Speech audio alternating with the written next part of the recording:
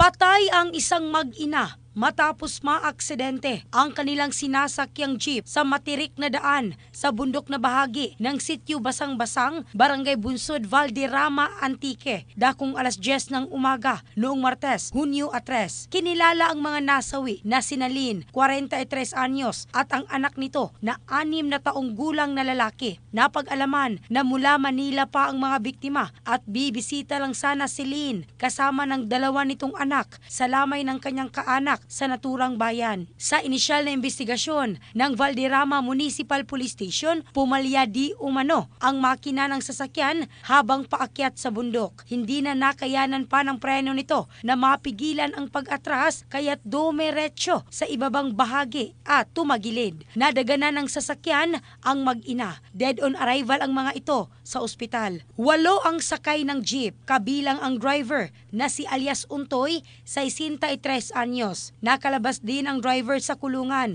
matapos ang reglementary period at inaantay na lang kung magsasampa ng kaso ang pamilya ng mga biktima. In the heart of changing lives, ako si Michelle Craste ng Brigada News Philippines, the Music and News Authority.